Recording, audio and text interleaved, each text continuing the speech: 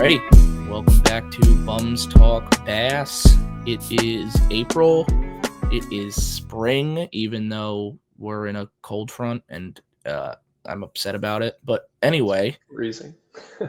Lots of bass fishing to talk about, but we would be remiss if we didn't talk about it off the top. Right off the rip, go right into it. Right off the rip. Rest in peace, Mr. Martin. Goodbye, unfinished family business. I mean, we're talking like how this was supposed to be the biggest news in the sport. I'll be honest, it's not getting as much like attention as I thought it was going to be. It's No, getting me a lot. neither. I was thinking the same thing. But like, it's not I guess it's because it's not unfinished business, quote unquote, yet. I felt like the first one was a bigger deal. Way bigger. Yeah, like everybody was freaking out. I was like, oh, it is what it is. But like, I don't know. I mean, I'm gonna take Zub's hot take just from the start. Zub's hot take right from the start. He's not the only one that does this. He's been doing it I feel like he's been doing it for a long time.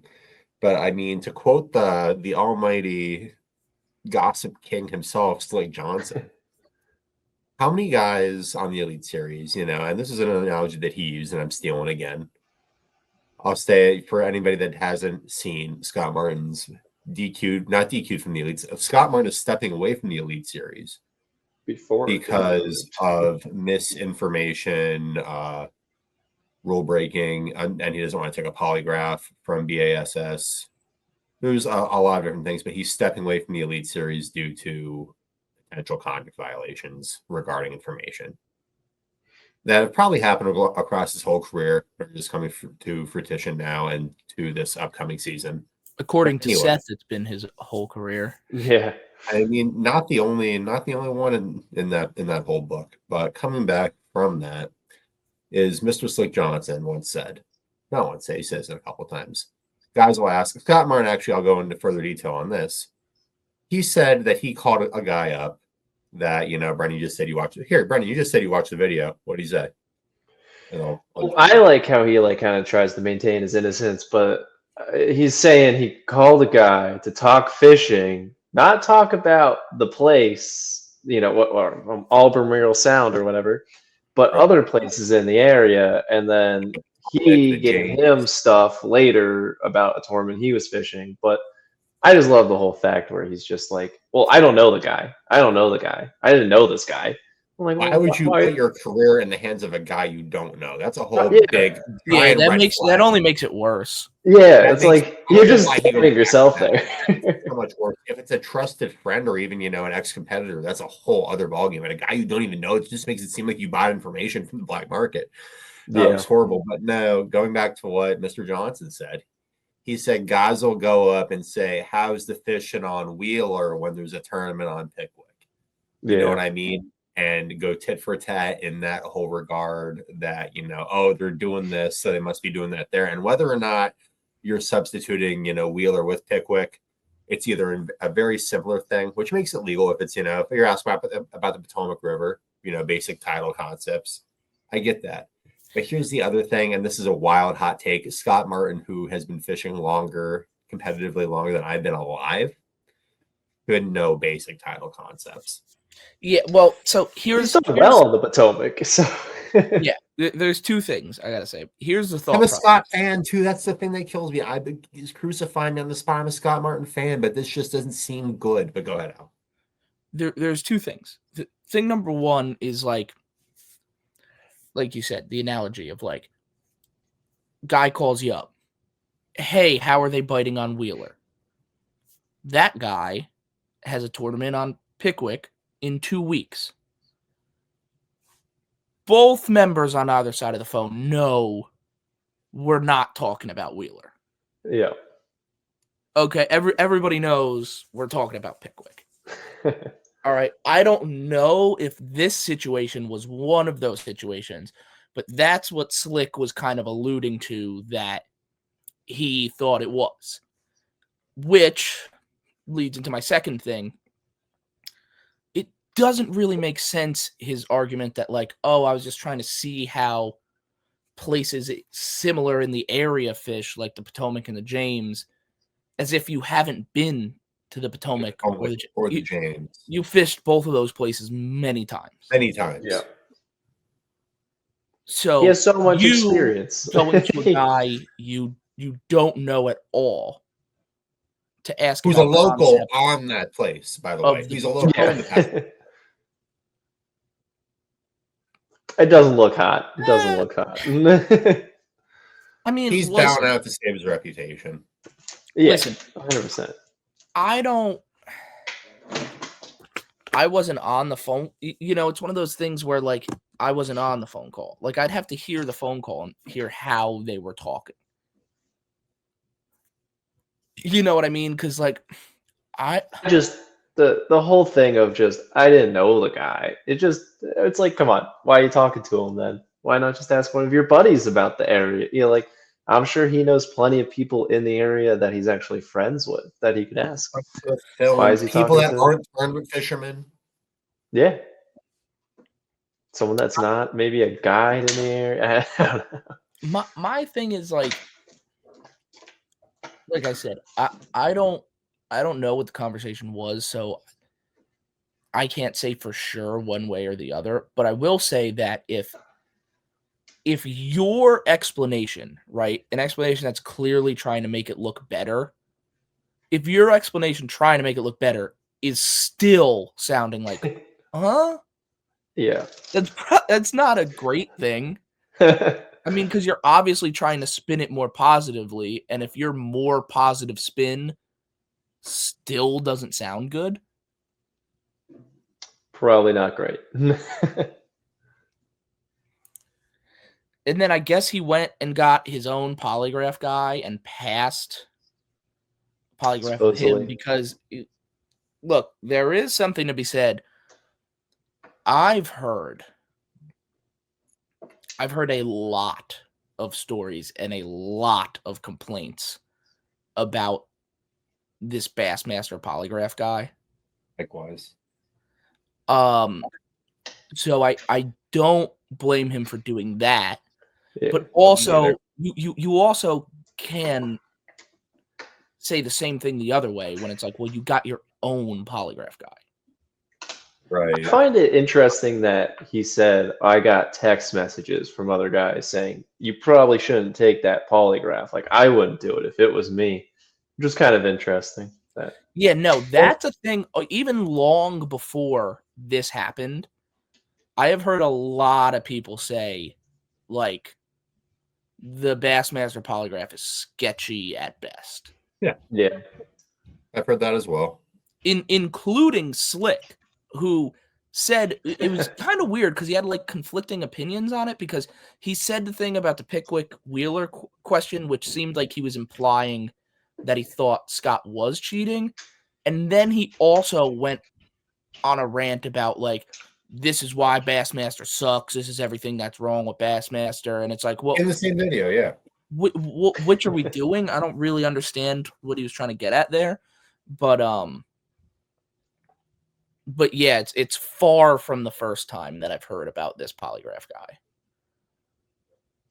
It's interesting that they even have to have like their own. Like a polygraph should just be from a third party. It shouldn't be from Bass. It should just be like a credentialed third party. Yeah, like someone from the States or just someone that's like been doing it a long time, has the credentials, has the history, has the proof, not just Joe Schmo from Bassmaster. Also, here's my question. I don't know if you guys have seen this. Is the current polygraph guy the polygraph guy that the Zaldanes had on their podcast? Oh, I don't know. Did you see that? I don't think I've seen that. I remember hearing that. I never saw the episode. Like I remember that happened. A couple years ago, the Zaldanes had like a polygraph guy on their podcast. It was probably him. Was it the Bassmaster, or was it just a random polygraph guy? He said he used to do polygraphs for Bass and for FLW. Oh, okay. Wasn't he like an ex-government official before that, though? Like a government polygraph guy before that? He worked for like the police in Maine or something like that. Okay. So maybe had some experience with it.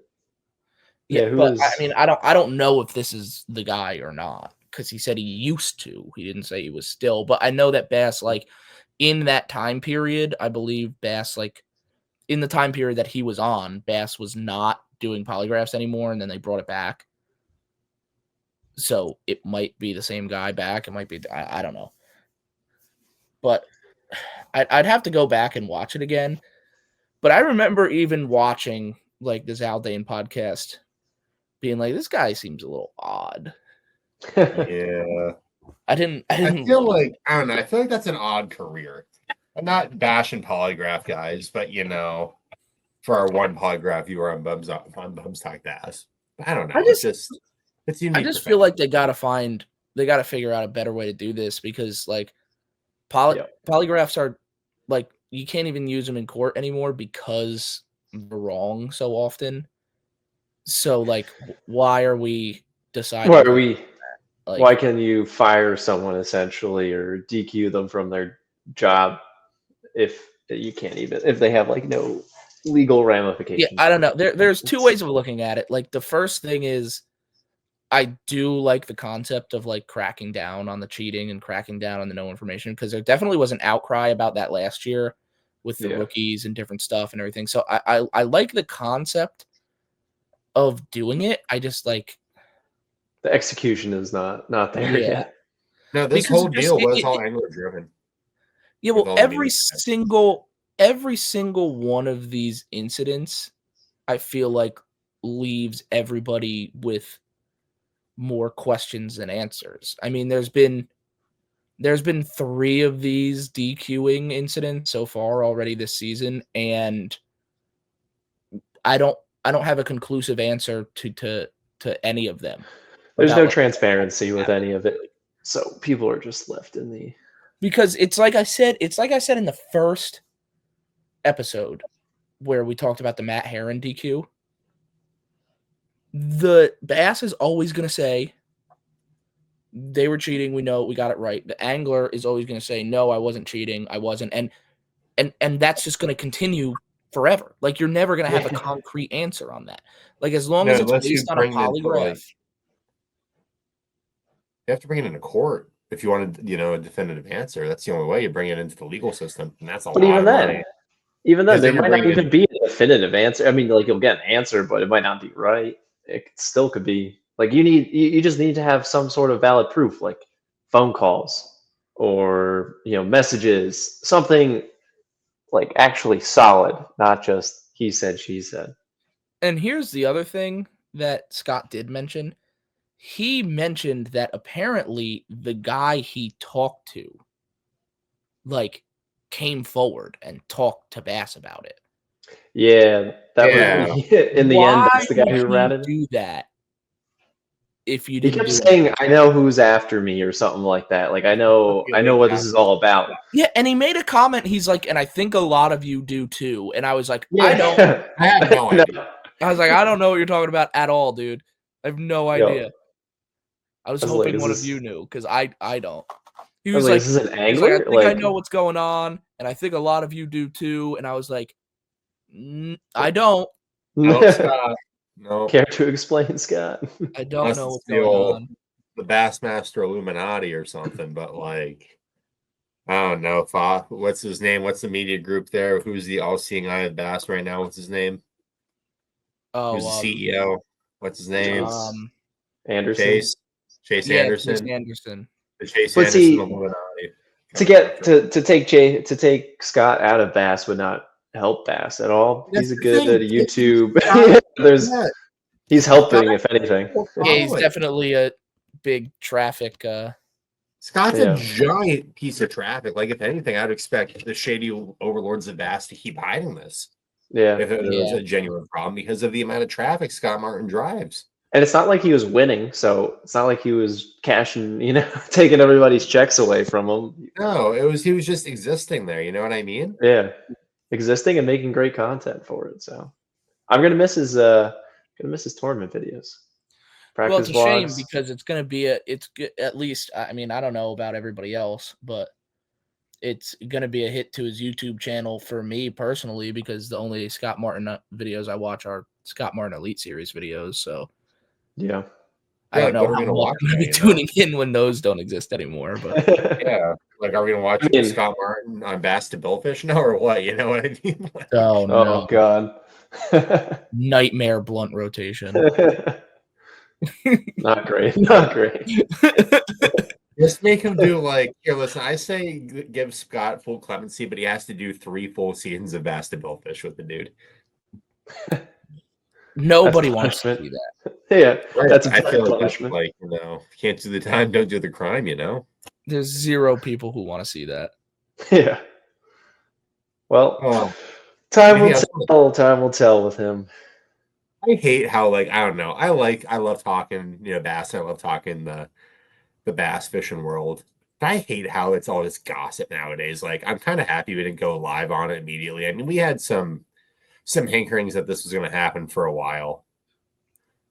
Bums I would, Talk like, Bass was the first on it. We had posted it, a week ago. yeah, we had it like a full week before the announcement. And I don't know. I was trying to get a confirmation because it was like, there's rumors going around, and you don't want to say something of this caliber. Which is funny because Scott said he heard these rumors like a week ago, and he was like, "Wait, what?" It's crazy to like, We were the Scott heard the rumors. rumors around the same time. We debated breaking the news and being like the first ones on it, and then I was like, well, I don't want to do it and then get it wrong. But then, like, exactly what we said is what happened. Well, the one thing we didn't say is we thought he was going to get DQ'd. We thought it was Not- a yeah. second violation. We didn't think he was going to, go out the way he did. I figured Scott, the way he is too, he'd go guns a blazing. Well, I no, don't know. we had that too. Yeah. We had that he was leaving. Oh yeah, we had who was leaving, but I didn't think it was going to be like a voluntary left. I'm surprised. I mean, if he didn't leave, he was going to be DQ'd. Yeah, and then at that point, I mean, what's the point of him paying for all the rest of the tournaments and stuff, and not being able to make the classic? It's just a. I couldn't believe that he said that this was going to be his last year anyway. That took me by a little bit of a surprise. I don't know if that's true or not. I was thinking the same thing too, because like being like, it was going to be my last year anyway, kind of makes it look not As like painful. It makes the step away look like, oh, okay, Like I was retiring anyways. It's fine. Yeah. I mean, I could see him doing that. I mean, like, but I don't think it was for the reasons he said. I think it's probably because, like, he's like competing as well. He's having trouble competing. He's making more money off the YouTube and the fishing channel, 100%. All that stuff. What's the point of? I mean, he's not the type of guy. He's not the type of guy who needs the Elite Series tournaments to like for the financial aspect of it. Like, yeah, absolutely. He's good. He'll probably just keep fishing like opens and crap like that. Probably. I don't know if he'll touch BASS again. I think we're gonna have FLW Scott back, Toyota Series Scott back. I don't think he's gonna touch Bass after this whole predicament. I can see him dipping his foot into the opens to still get that classic. Brennan, why don't you dip yourself into the opens and fish the classic? Come on, Scott Martin can do what you can, Brennan. We're going to the national championships. That's our shot. There he is. I am. Can't afford those opens. I will send the tracker into the Pennsylvania Bass Nation Abyss and get a top 10 on Lake Erie in the tracker, and hopefully I'll see y'all there.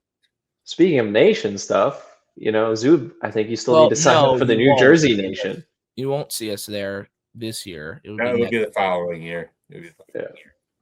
But I'm I don't know if I've made this announcement officially to you guys yet or not, but I am fishing the opens next year. Oh, really? You've decided? Yeah. Or is this April Fool's? No, like no matter what, I'm doing them. After the multi-million-dollar investment in your rig this week, I'd expect you to. What? After the multi-million-dollar investment in your rig this week, I'd expect you to be fishing. Oh no, that was Ryan's rig. So you're running the triple stack on Worth's? Oh yeah, all the stuff that's on Worth's boat, I already have. He had Worth's is two Worth 9-inches and a 12, right? Worth one with the Quest? Yeah. Well, fair enough. Well, if you need the Worth's boat in the opens, I guess that thing's ready to go there too. And the bracket came broken. Oh, nice. So Pat sent him a new one, but what a guy. Well, oh boy, now we're gonna have Bump Stock Bass live from the opens practice. Hopefully you get. So, what's your take on the new opens format, by the way? Because we should probably touch on this. I mean, it's better than the last one, but it's still not as good as. No, what do you mean? Do you like the one-day tournament format that they have now?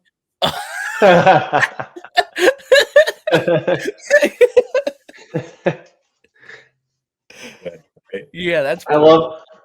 I wasn't paying attention. I saw, what Casey Scanlon, right? That's who won. Yeah. It was 18 pounds. Yeah, I was like, wait a minute. What do you mean 18 pounds? And I'm like clicking on it. I was like, son of a gun again.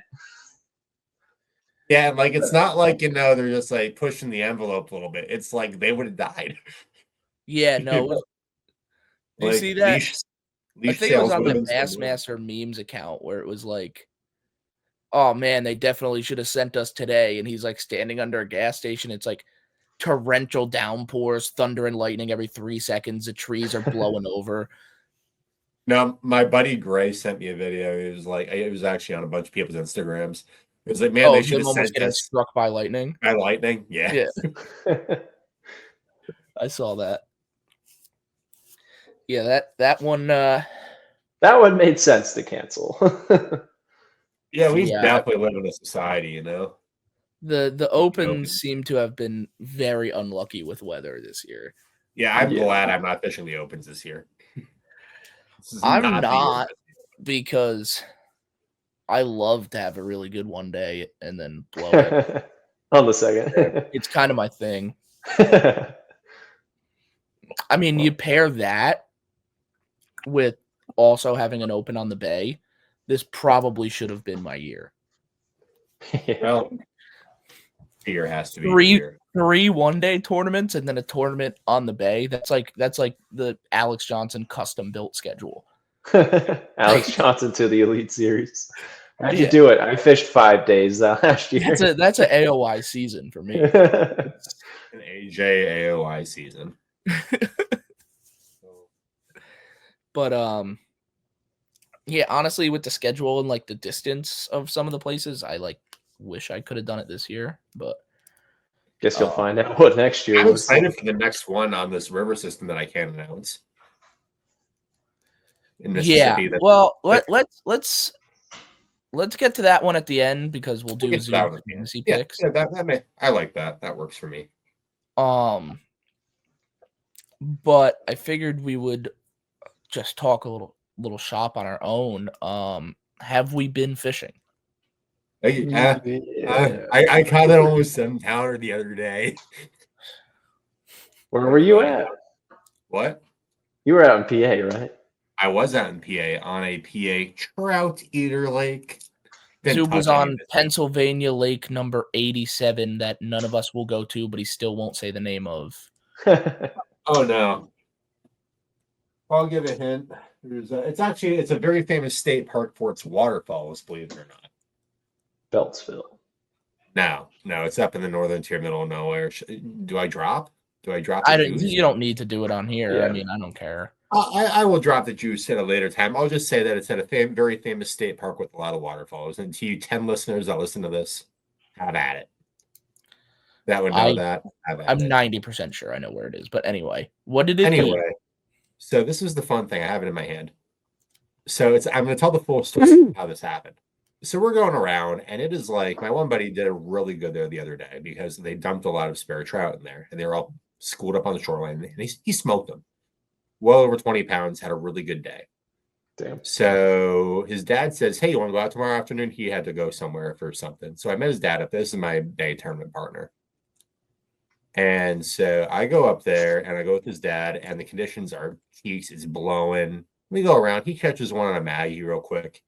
I start messing around with the big bait, and it's not really happening. You see one here, one there. Go around, catch like 15 with a trap and a jerk bait. And so we come back. It's about the last 15, 20 minutes we plan on being there. We're right by the ramp again, right where we started. And he says, "Hey, you had a nitro. What's going on with these screws backing out over here?" So I make a big long cast and I make one switch. And I hop on the back deck. I'm starting to look at the screws backing up. I'm like, oh yeah, you put some Loctite on there. I have the rod in my hand. I give it one more jerk. And my rod just doubles. And this thing, like every fish that ate the trap, smoked it, digging under the boat, pulling under. I would like burn the trap by a lay down. They'd come up from the lay down, wrap it around there. This thing just came to the surface. It just went, oh. But it ate nothing trout related, actually. It ate this really pretty perch colored jerkbait because there was a lot of perch around. And I was very, very happy with the result. And that told me that, the water was a little warmer. It was 47. But it told me that I really still needed to, slow down. Because I went down the bank again and worked some slower pods. And we got a couple more that way. So just really slowing down was a really big thing. Like even when I was working a glide, I was working like a handmade wood glide. And just having those really slow draws on it at the end. And I had a couple come up for it. But I think just even when you're having that warming trend, sometimes those really longer pauses in the jerkbait, you can't get ahead of yourself. That's a big thing. So that was my little bass experience. I've also, should I go on about my week before? About my horrible experience? Yeah, we'll get to that. But we'll real quick, I just wanted to add on to what you were saying is me and Worth last week had like a 70, 80 fish day on mainly a jerkbait and mainly eating it on a decently long pause. Yeah. They were a lot of them were sitting shallower than you would expect in 42 to 44, but they still were, not moving super fast. Yeah, nice and slow.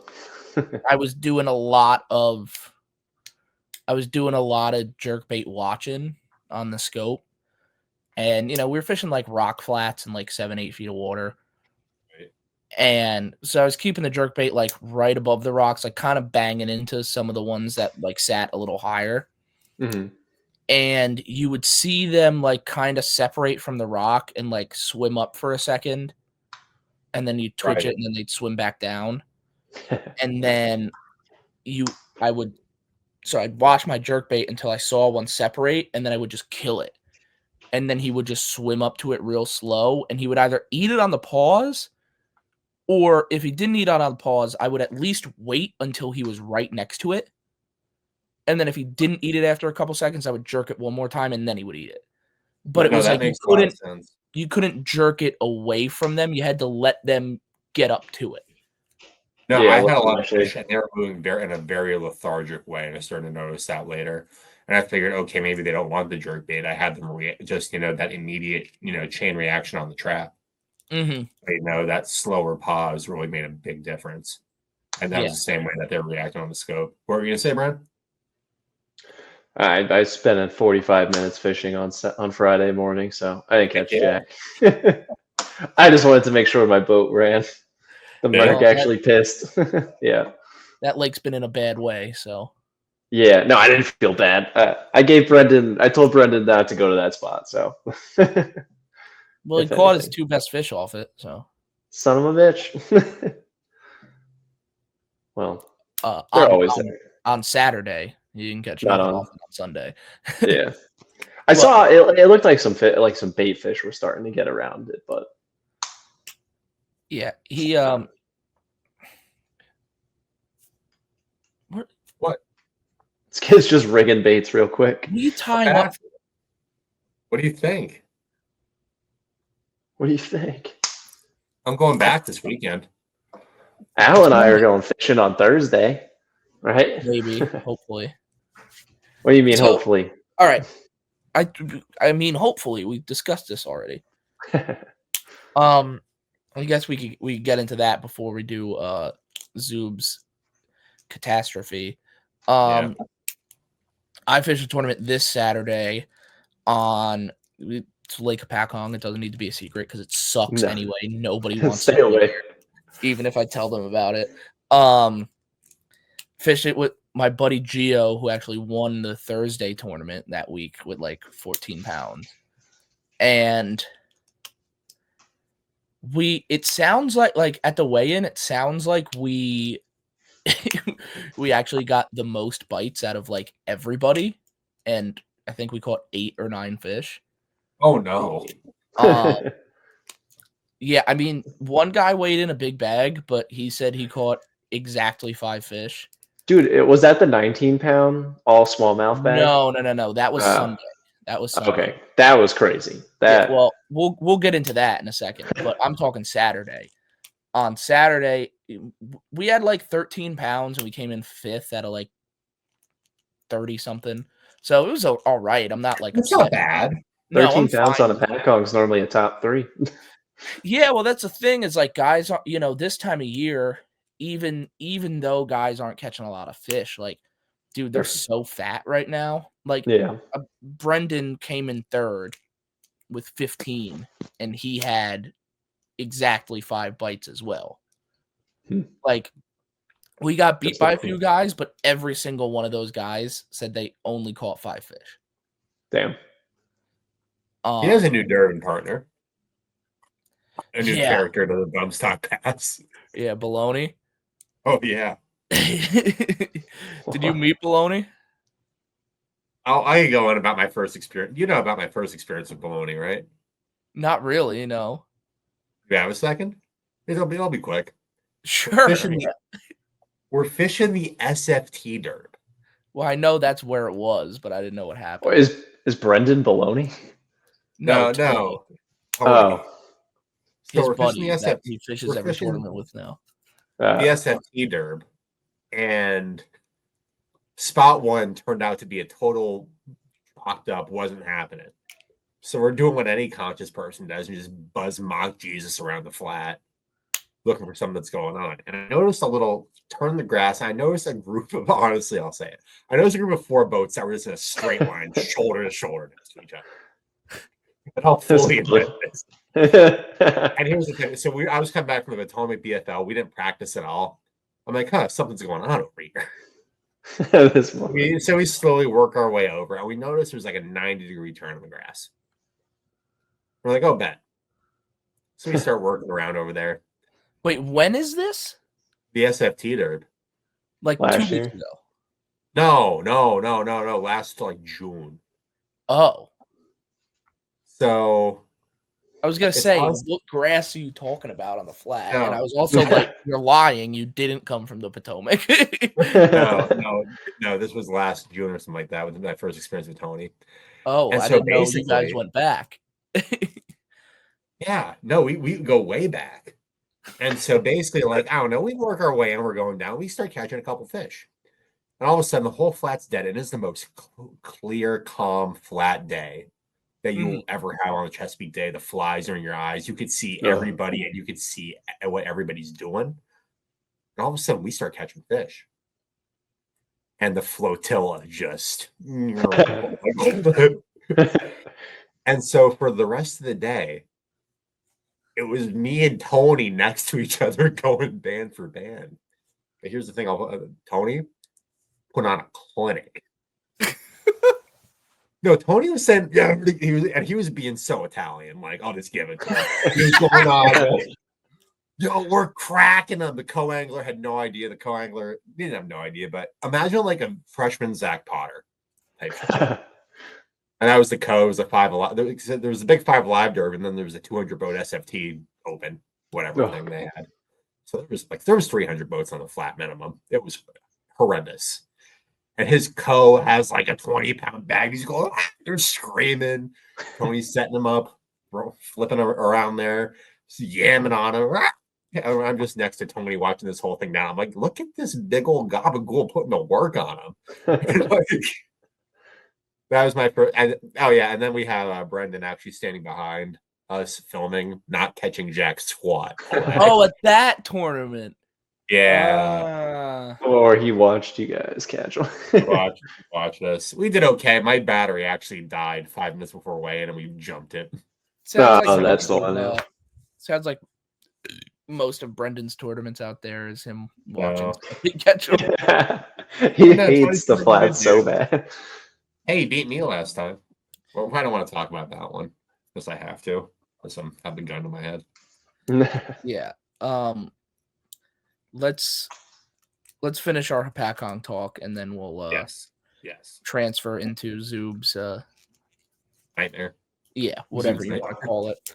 But so we fished all sorts of like different the Pasquotank pattern of everything. The usual stuff, like caught a couple in the morning off of like the last secondary point before like the biggest spawning pocket in the lake. Mm-hmm. Caught a couple off like the ends of docks in the back of another big cove, and then like we fished like all the shit down south that is like usually really good, and like hit like 5 or 6 spots down south and just absolutely nothing. And that it was just like the whole day I was like, dude, this is brutal.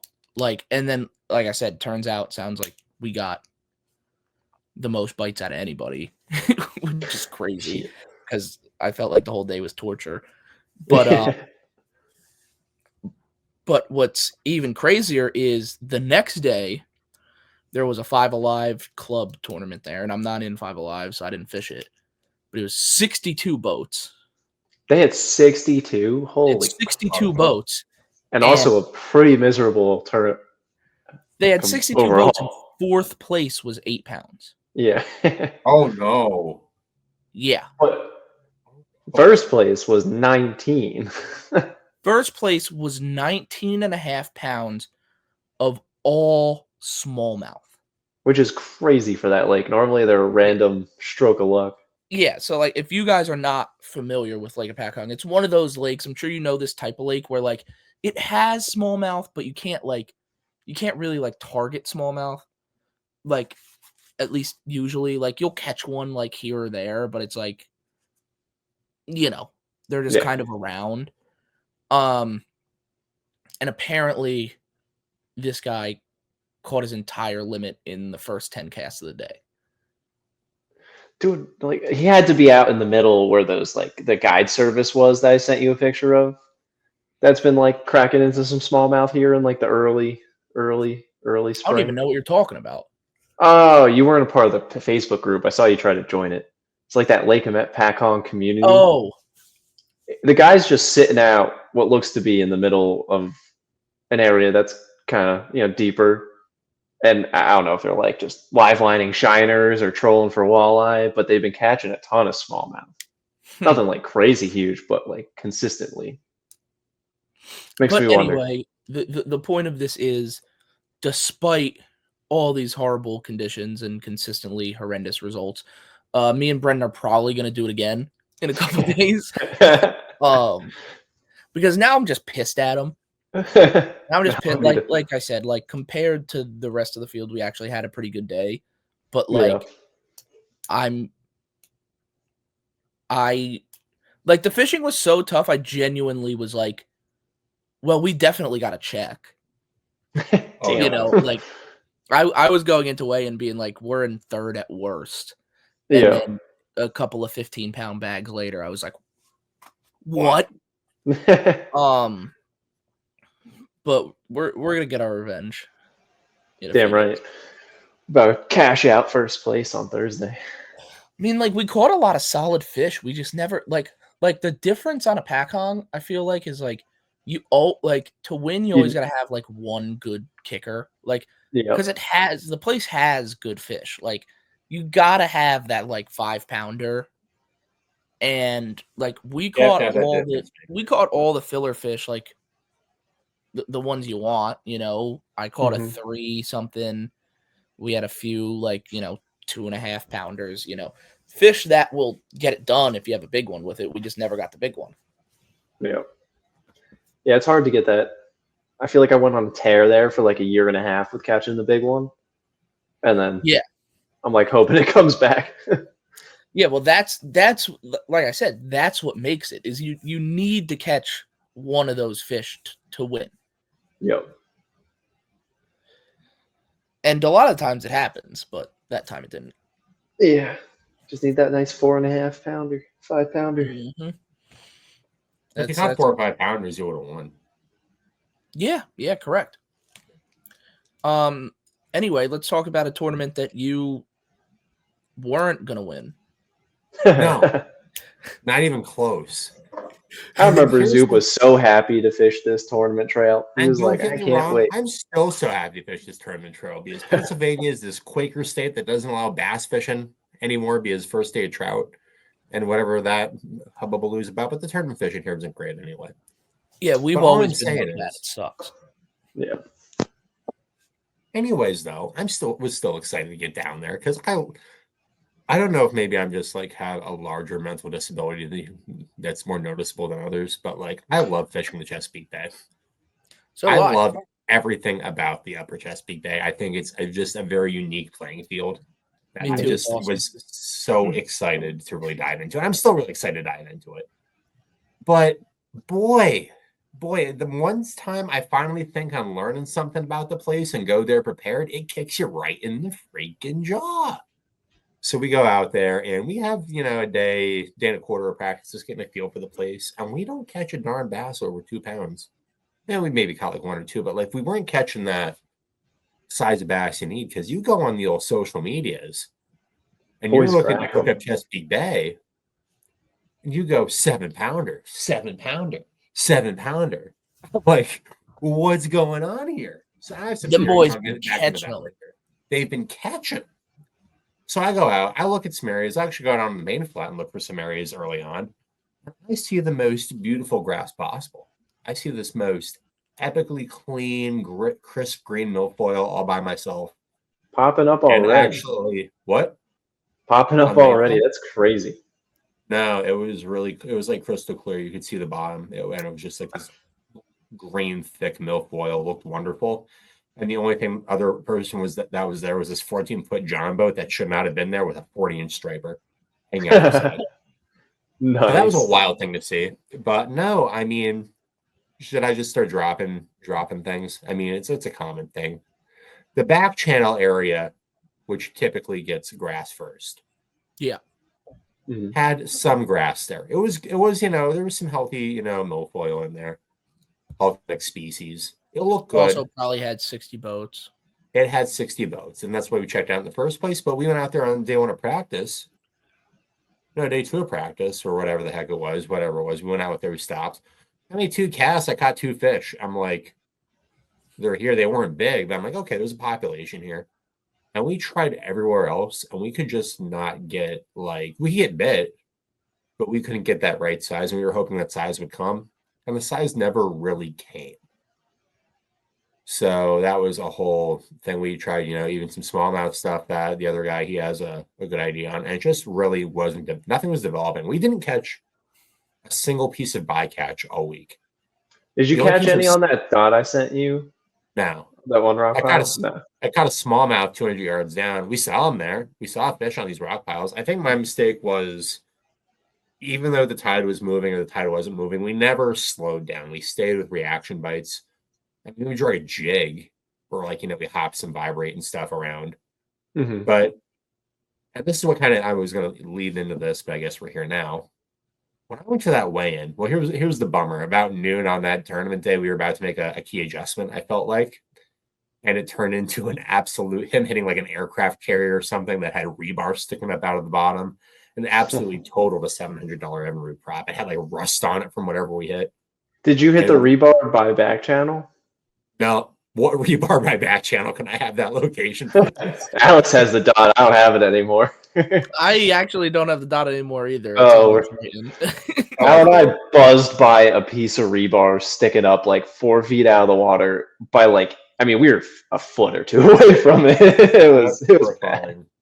Dude, I came down off of plane and 4 feet off of my driver's side, there's a piece of rebar that's 2 inches under the water. And I was Wasn't like, great. oh, That would have hurt. I'm just happy that it was only the prop. You got a prop in this week. Good 600 clams later because it's an Emerald prop. Oh, yeah. cheaper than a Yamaha prop. Dude, definitely cheaper than a Yamaha prop. Didn't feel great. Felt bad. But no, we just fished. From that moment, we hit that in the Northeast River. And we fished the Northeast River the whole way back during kind of a good tide window, too. That place got, I don't know what happened. Because I thought that's where all the 7-pounders were coming out of. Probably. But we fished as slow as can be. And I don't know, I'll bring this up. It got warm at the end of the day. There were big shads spawning up there right now. It looked good. You know what's always annoyed me about the Northeast River? What? You'll have those big shad flopping into the seawalls, flopping into the break walls, up in the marinas, and you just don't catch anything on them. I know. I was looking around on the scope. Nothing. That's why that juice bait works that we were talking to Zoo about offline, because they don't feed on the big ones. They feed on something a little tinier. It matches the profile, but it just didn't make sense as to why we didn't get big going back out of there. But no, we had like 4 fish really quick, and we're like, okay, let's go try and run around and try and find that better quality. You know what I mean? We get like 3+ pound bites. We're in check range. These only took 20 pounds to win. Wow. And with the 20 pounds, 2 of those were 4-pound smallmouth, believe it or not. Wow. But moving back on that, I have never seen, really quick, so many 6+ pound fish weighed in with only 1 or 2 other ones with it. And not to talk about any demographic of angler that was catching these 6 and 7 pounders, but I don't know, man. They had the same shaky head tied on their deck for the last 20 years, I swear. But I think the one guy's wife caught the lunker at the tournament, which was a fish pushing 8 pounds. Damn.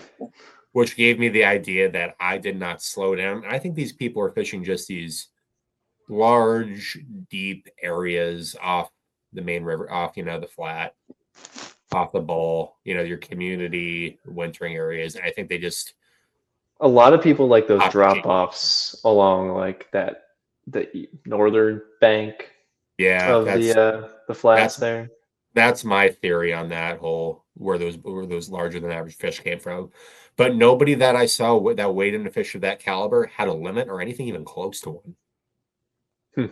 Yeah. So that's I think there's been a lot of that going on. You've been seeing a lot of the social media posts of I caught a 6, I caught a 7, but how many fish did you catch? Like, this is a time of year where that seems to happen a lot. Like you can catch a really big fish, but it doesn't necessarily mean you're on anything.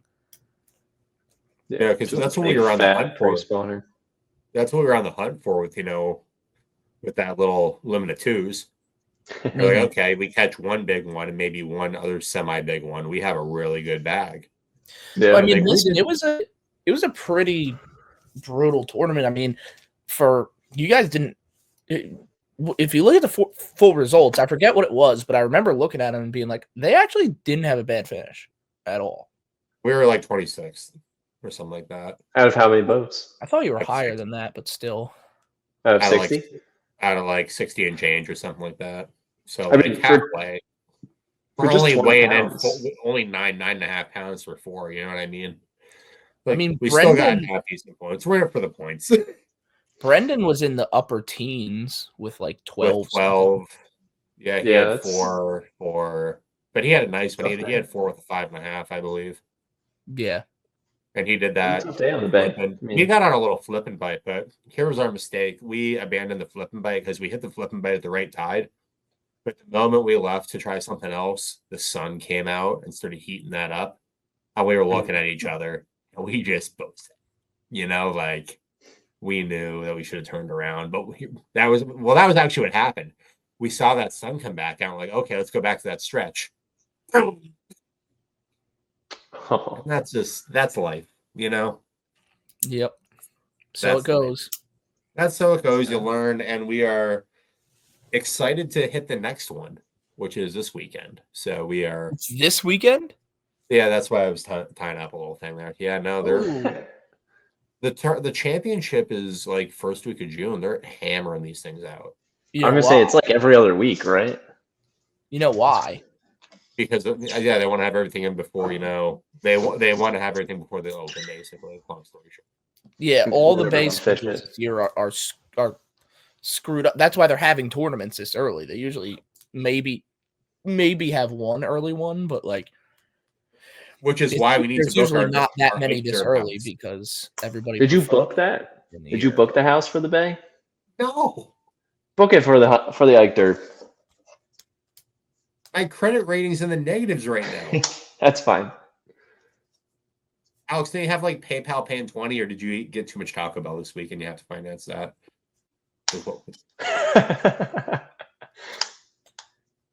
One, about I don't even know what that is. Two, Did you? I haven't had Taco Bell in a couple of weeks. Just a couple. Yeah. What about did you call the place for the Ike Derb at all? No, the place we got is we almost got last year, but then the Charlestown house opened up. But Charlestown house is cooked because for some reason they're not. Some person rented that out for 4 months. Oh, Yeah, I called them up, and they don't have a property that can fit more than 2 boats. damn. What about that one I sent I in love Airbnb? There's 2 more in That was so Charlestown perfect. that look really nice, but we can't they're not on the website. I'm gonna go this weekend. I'm just gonna like look at the houses and like you have to call them up individually. And I can't find them online. But if not, there's this one house. We'll talk about this off pod, but there's a house that has plenty of parking. It's in the middle of nowhere, but it's also only 15 minutes from the ramp. It's perfect. It's the spot. Is that the one I sent? You know the one I'm talking about, Al, right? No. Well, I think Brennan, you might have sent it, but it's good. Yeah, The farmhouse looking one, right? Big wraparound. Yeah. Anything anybody sends, I just say, okay, like I don't even look at it. You guys didn't even respond to my little group chat I made with all of our friends. You said yes, and then somebody else said yes, and then nobody said anything. Right. That's What am I supposed to say? What am I supposed to say? You're supposed to say yes. All right, well let's vote out anyway. and book it for us. I'm excited. I secured the housing for the first one. So what's the first one? The Nation. Oh, you got housing for that? Yeah, we talked about this. Is your Nation Derb the next day after? Again, wait, is it? It's not Schrader's, is it? Yeah, it is. Oh, I didn't know. Okay, cool. I texted you and said, "Are you cool with this?" And you said yes. Dude, I don't even remember what I ate for lunch today. It's been bad. You guys have a derb on the Sunday after the Egg Derb this year, or no? Yes. It's a Nation team tournament. On Flatty Daddy or what? Yeah. That's why you need to fish and join the New Jersey Nation this year, Zub, and fish it with me. We'll get back to after our scheduled program. This long. I'm trying to think if there's any tackle that I don't know want to talk about. You want to see a cool thing really quick that came in? So we were talking about Tackle Warehouse earlier. I made a Tackle Warehouse order like a month ago, and this singular box just came into my house today.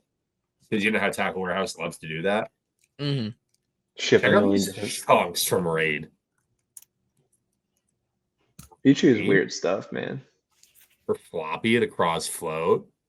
Smell good. Smell good. Smell good. Oh, okay.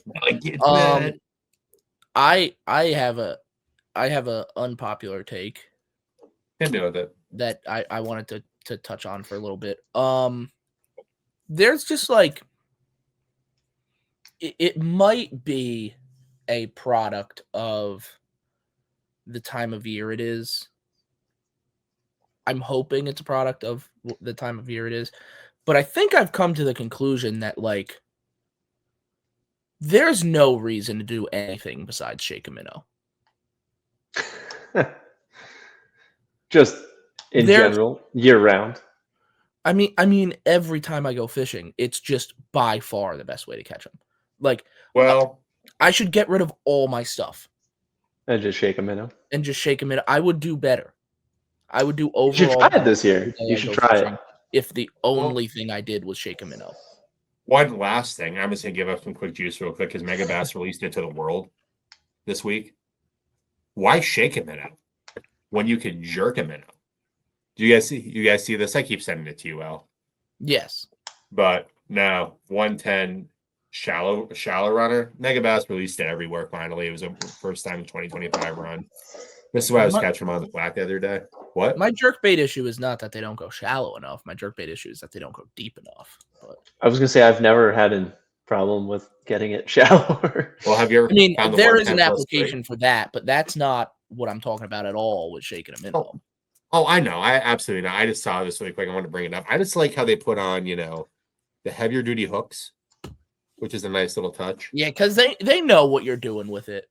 They know exactly what you're doing with it. And they They know also what have you're a doing. smaller bill, and it's like a cupped bill, which is interesting. Have you guys ever thrown an Edo Shiner? Yes. They have that. It's the same bill, just a lot smaller. I was using this. You can't really get this deeper than like 2 feet, which in my opinion is awesome. Yeah. So cool thing. We'll be keeping you updated. We'll be chucking this a lot Grass boy. in the next couple weeks. I'm trying to learn it, but no, I'm gonna make one quick rebuttal to your statement, Alex, and it's this. Yeah, but how much fun are you having? So much fun. Come on. So much, dude. It's awesome. Come on. Dude, it's awesome. Dude. You're also fishing a lake right now that like excels at shaking the minnow. Well, obviously that lake, but it's been more than just that lake. Yeah. I feel like I could have gone to the bay and caught him shaking a minnow. I feel like guys are probably doing it. I'm sure someone is. This time of year. Just not in the conventional sense of shaking a minnow. I'm sure this time of year they could be doing it in the conventional sense. Oh yeah, they won't be in a month or two, but no, like right now, last week we thought about it, but we didn't want to dive into that rabbit hole. When that's a place where you could still use a more traditional aspect due to circumstances. But no, like you're not wrong. Not wrong. It's just like I had a day the other day where like you could not. I was seeing them. I knew they were there. You could not get them to bite anything. Like I couldn't even get them on the jerkbait. And then you put the minnow on their head, and they would just come absolutely unglued and put it down their throat. Like they wanted no part of anything else. And then you throw the minnow at it, and it's like they would come from 15 feet away. Is it just because it's like silent? Like, what happens if you threw a silent jerkbait? Makes you wonder. But you can't get a silent jerkbait that deep. They don't have silent ones that run down that far unless you put. Well, I mean, I was catching them from. I was fishing somewhat deep in at times, but I was catching them from probably 25 feet at the deepest to 3 feet. Mm-hmm. I mean, I would shoot her up there, see a big rock, see little Jimmy sitting next to it in fucking 3 feet of water. I'd put it on his head, and he'd come up off that rock, and he'd eat it. I don't know. It just makes you wonder if they're just more attuned to, after all the baits, years and years of all the traditional baits, it's just something more realistic, a little live action, a little shimmy of the minnow. I think early spring right now. I mean, it's all year, but early spring right now, I think it shines because what's going on with all of our bait balls? This is where you have your early season bait ball die off. You know what I mean? And what imitates a dying bait fish more than just a little white piece of plastic going? Well, like it's just a pure natural instinct. They love it so much. They love it so much, dude. It's crazy. It makes me sad. It's crazy. I don't like shaking the minnows. I like it when it's the right time. I didn't like it. I hated it. And then I got really good at it, and now I love it. See, I just can't do it that much because Mega Live. Yeah. Well, that seems like a personal religious choice that it's got. So here's something else I want to touch on. It's gotten to a point where, like, I guess I'm gonna do it again on Thursday, but like, I don't want to fish on anybody else's boat anymore. dude, like if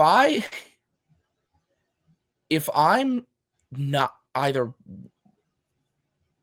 not running the trolling motor and not staring at live scope all day, I have no idea what to do. Alex is lost. Dude, I can't do it anymore. What about when you come out the old Chesapeake this year? What are you gonna do when you get up to the Mississippi and your graph's gonna be turned off up on the valve because it's just gonna be loaded? Oh, it's not gonna be off. Wow. It's not gonna be off. I'm gonna be scoping them in 3 feet of water. It's gonna be on. No, like listen, obviously, like I can fish grass and stuff, but like this time of year, yeah, like well, there's two things. Even if I'm not like scoping them or shaking them, like obviously I was kind of joking a little bit with just something to be staring at and learning and watching. Yeah, it's like if I don't have that to be able to create my map around me, I'm like shaking. Oh, I agree. I got out when I test ran the boat the other day. I put the trolling motor down the first spot, turned my graphs on, and the Mega Live was like bugging out, and it was like just pinned against the corner of the screen, wasn't showing, and I was just like, "Where do I cast? Like, where's the grass edge? I don't know what to do." Well, and I spent like 25 minutes trying to get it working just because I felt naked without it. It comes down to this: if you don't have complete situational awareness when you're as tuned in as we are, if you're don't have a complete understanding of your environment, not only just how the fish are reacting, but just positioning, life, all the other aspects that forward facing gives you, you're wasting your time. And you feel like you're wasting your time because you're not as efficient as possible. And that's my total view on it. Yeah. I hated it was like, listen, the other day, obviously I'm joking when I say I don't know what to do. I fished my whole life without it. I know what to do. But the other day I fished on the back of my buddy's boat and I caught plenty of fish. Like I outfished him, like I did. Well, it's not that hard to do. It was fine, but the whole time it was just bothering me. Yeah. No, like the Champlain Nation Regional this year where I didn't have live scope, I was just like, what do I do? I felt so like just trying to find fish and figure out what I was doing or what I was looking at on new areas. It just felt so naked. Yeah, if I didn't have my 360 after my live scope died during the Champlain BFL, I don't know. I mean, like I felt okay for what I was doing, but 360 was my same. I didn't feel as efficient. For sure. And also, actually, even one step further than that, when I was fishing with my buddy the other day, he at points was like, "Oh, dude, like hop up on the boat and use," because he knows that I'm like good at it. He's like, "Oh, hop up on the front, use the live scope, and like figure it out." But he has active target, and he doesn't have it like totally dialed either. Mm-hmm. So like, I was like, "Dude, I can't use this." Like I literally couldn't do it. I could not do it. It looked like I was looking at nothing. Jesus. Were you with B Money or what? No. But like I couldn't find my bait. Like I couldn't really, like I could kind of see, like I was looking for a rock pile and I knew where it was. And I could kind of, I figured it out, but it didn't like look like a rock pile. I just figured out that was it because I already kind of knew where it is. Yeah. When I saw like it come up and I'm like, oh, that must be it. But like compared to like what it looks like on my, and it's all like preference too, obviously like I have mine set exactly how I want it, but I'm so used to how things look on my screen that when I look at somebody else's screen, I can't, like, I'm like, what is going on? Like, like I can't, I can't fit, like I would be able to, I've figured out eventually, but not like on the fly, I'm just so used to exactly how I run my thing that I'm like, I'm very uncomfortable fishing on anybody else's boat now. Even if they let me have the trolling motor all day, like if they don't have it, the settings exactly how I have mine, like, which is why boat is just going to be your settings. Which is why Worth is my #1 tournament partner, because I'm just turning his boat into my boat. I was gonna say it's just gonna be a copy of your boat with the live scope up front. The exact same settings. Like I'm taking his boat out by myself without him one day this week just to set up the live scope to make it exactly the same as mine. Just to tune it. Yeah. Jesus. But But like he's learning live scope on my boat too, so it's like it's what we're both used to. So it works exactly. Out. How much was his live scope 10-12 combo now? 2,500, right? I don't know. One day. Some money. Construction. It's the way to go. A few shekels. A few shekels. A boat buck or two. Yeah. Boat bucks. I love that, actually. I haven't heard that one. You've never heard of boat bucks? Oh, man. Never heard of boat bucks. Boat bucks? You mean 50% of my salary? Yeah. Get a salary? Okay, big spender. Okay, like my engine was only a couple boat bucks. It was I guess I kind of don't really get a salary either, but anyway. Well, we're an hour and 7 minutes in. I think it's time for a little bit of Zub picks. No. No. Oh, no. 1 second. It's not good because I looked at him today to prep for this. Go ahead, Al. I'm just going to get it loaded up. Yeah, so let's talk about this. Me and Blake talked a bit about this place last week because he's actually fished it a few times. Whatever you want to talk about, whatever you want to call it. If you're MLF, the Chawan. Yeah. Here it's the Pasquotank. It's all the Albemarle Sound. I'm sure you've heard Chawan, Pasquotank, Albemarle Sound. It's all the same place. Yeah. They just haven't decided what to call it yet for some reason. Well, Pasquotank is a separate river. Chawan's another river. Yeah, but it's all they're all dumping into the sound. Waters are open.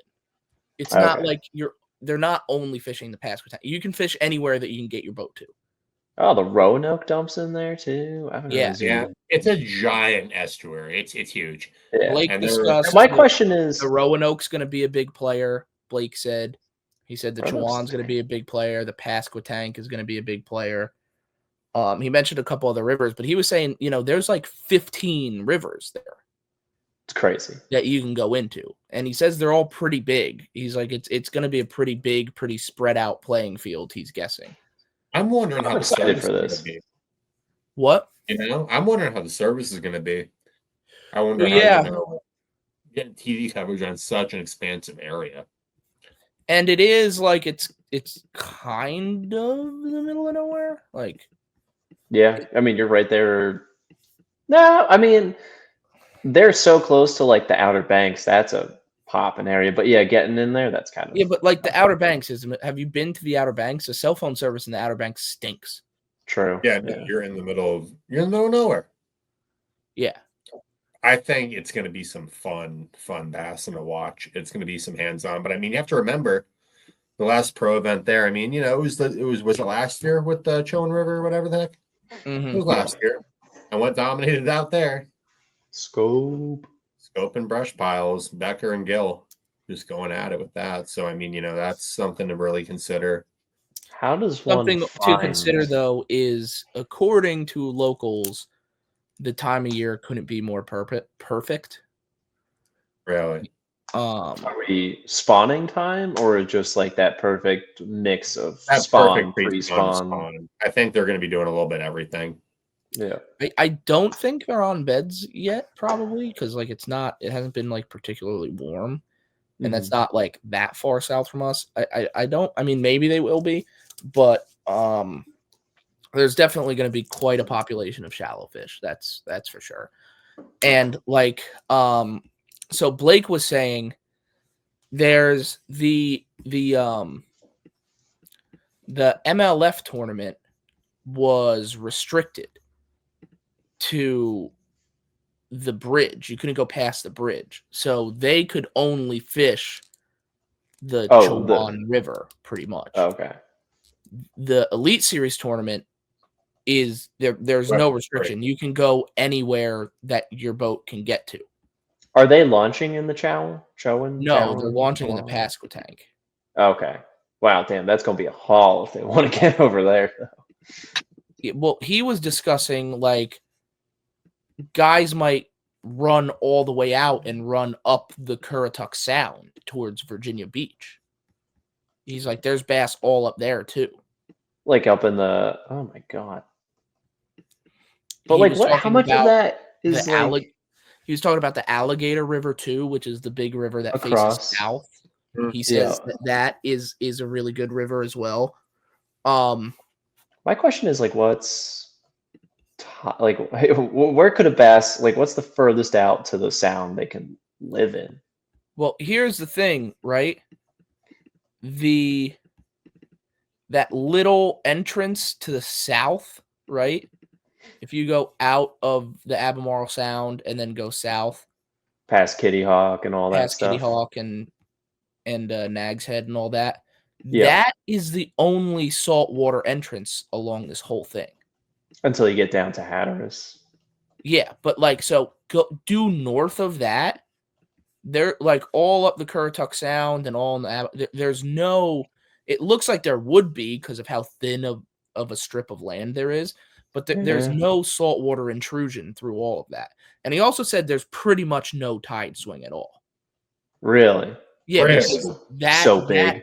that little inlet is the only spot where water's coming in and out of. So he's like, not that much water comes in, not that much water comes out. Huh. Because it's only going through that little gap.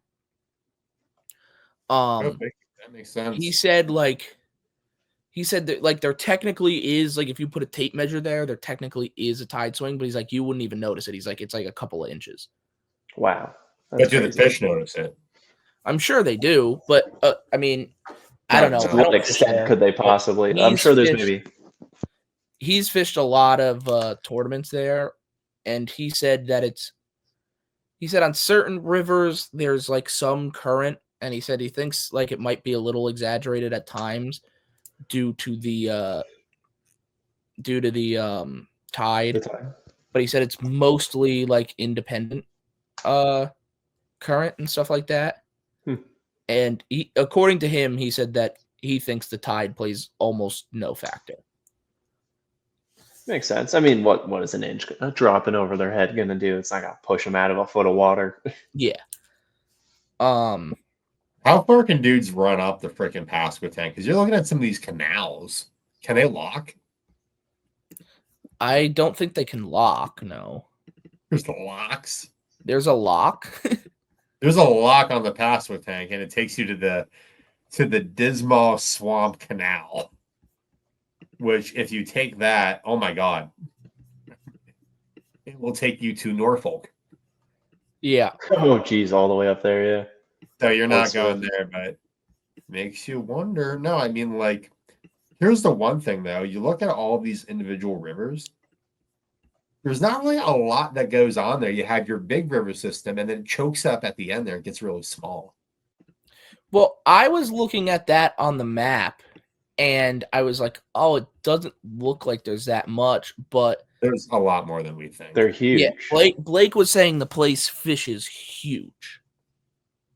Like huge. I mean, you zoom in on the Pasquotank. He's like, guys will be hundreds of miles apart from each other. Yeah, no, I mean, just zooming in on the Pasquotank, it looks like one just big open area. He said there's a lot of like he said there's not really like I was like, so what's the river that it's gonna be one out of? And he was like, there's not really like a for sure like this is what it's gonna be one out of. Like he said that a lot of these rivers are gonna play. He mentioned the Chowan, obviously. He mentioned the Pasquotank. He mentioned the Roanoke and this Alligator River, and he said he could see it being one out of any of those. Now, what kind of weights are we looking at? Like, to get to any river outside of the Pasquotank is just an epic undertaking. Yeah, he said a lot of it is going to be a big deal with the weather. He's like, if it blows, like it's going to be a problem. You're talking runs, that dwarf the St. Lawrence, Ontario run. Dwarf it. Mm-hmm. Let's see what the weather's looking like for these poor guys. Ass. Yeah. Ass. What are we seeing, Brendo? Let's see, daily. Here we go. Well, today was Tournament day, 71 and sunny. Winds south 10 to 15. Yeah, that's Friday. Friday wind is only 5 to 10, but rain showers and cloudy. West winds, which would 5 to 10 west winds would not be great. I think the north. And then again, Saturday 5 to 10 north northwest. Sunday 5 to 10 northwest. Not bad. They'll be able to handle that. I'll still make a giant bet that no matter what, half the field's staying in the Pasquotank. Almost half the field's going to be in the Pasquotank. There, or at least all the west and northwest, they could hug that bank on the north side and they can get to the Chowan. They can get all around pretty easy. Getting across to the Alligator might be a little more challenging. I don't know. I think guys are going to be. I think guys are going to be all over the place. Where does Blake launch out of? What? Where does Blake launch out of? He said most of the tournaments launch out of the Chowan where MLF did it. He was mentioning that he thinks he doesn't even really understand how the elites are launching out of the ramp that they're launching out of. He's like, they must have something set up with the city because there's only like 25 boat parking spots at that ramp. Nice. So what is it, the waterfront park there or whatnot? I think so. Yeah, I noticed that. I was looking at the city and I'm like, where's a boat ramp? There's like one little tiny park. Yeah. So I mean, Bass must have something set up with Elizabeth City where they're paying them to be there and they got some kind of arrangements, but yeah. I don't know. I think it's going to be a really cool tournament and a really cool time of year. Cuz it's like it's a lot of what we do. Mm-hmm. But on a system we haven't really seen yet. I hope it's good. I hope they crack them and I hope they go back or keep doing stuff like this, like something new that they haven't done in a while, something that's mixing up the schedule. Well, because there's a lot of sounds that set up this way. You know what I mean? Mm-hmm. That just are huge untouched fisheries. Well, because I was asking Blake, I was like, has it always been good? And like, if so, why like aren't there other tournaments there? And he's like, it just doesn't have the facilities for it. Like he's like, Bass must be setting something up with the city to like for like parking and stuff or whatever. But he's like, you can't hold the BFL there. You know, like no room. Even the one that the BPT did, he said it's bigger than the one in Elizabeth City. You still can't, it's like 50 spots maybe. Like he's like, he's like the local guys have always crushed them there. It's just a facility doesn't really exist to be able to do it. But the general consensus is they're going to crush them. Like you're going to need well over 20 a day. Sick. That's awesome. Yeah, I'm just looking at it right now. And if I was there, I don't know if I'd leave the Pasquotank. That looks cool. Yeah, I mean, he said it's one of the better rivers. Like you definitely can win it out of there. Gosh, it looks. Oh my goodness, it looks great. Can you fish the North River? Did Blake talk about that? Because it looks kind of like a wildlife management kind of protected area. We didn't talk about that river specifically, I don't think. Because that one's just like all undeveloped, like marsh and river system looks kind of there's cool. Developed stuff in there. There's man, I see some stuff that Keith O'Shea'd be getting into. That's for sure. Speaking of that stuff, not that we've been doing a good job of any of the other ones, but this specifically might be the hardest one to handicap because there's no history at all. Mm-hmm. Well, like history's been a good pick either way this year. No. I mean, nothing has been a good pick for us, but well, I here, don't know. let's maybe change it around then. So let's maybe change it around. Present. here it is. I have not done the fantasy picks yet. Have you done yours out? Did, yeah. I did. Are we looking? Oh, yeah. That's, let's go here really quick. Welcome back to Beat Zub, which looks like it isn't that hard. 56.7%. He's only beating the people who forgot to set their lineup 1 week. How many groups are you in, bro? Listen, we're going to go up here right now. We're going to do. Does that say 95? What? You're in 95th? Brennan? Oh, we got me? You. No, that's you. I'm probably like 93rd. No. There's only like 100 people. There's 127, so. No, definitely not. You were in 95th place, dude. What do you mean, definitely not? Yeah, bump stock Baz. You click on that. You were in the right place. Yeah, no, I'm 95th out of 137. Yeah. So congrats to the 94 people that are beating Zub. Yeah, not hard. We're gonna go here. Shout out Benny Brown. Yeah, you need to send Benny Brown red bug trick worms. So actually, I mean, you said you were gonna do it, right? But did Benny Brown DM you the keyword? Did we talk about it? We're talking about it right now. Benny Brown. What's the keyword? You gotta tell him the keyword. Benny Brown, if you want yourself some red bug trick worms and maybe some King other finesse worms to be specific, but some other Easton Fothergill accessories, the keyword this week for you, Mr. Benny Brown, and the other one lucky listener who DMs this, the keyword is Beaston. Beaston. So creative. By the way, that's horrible.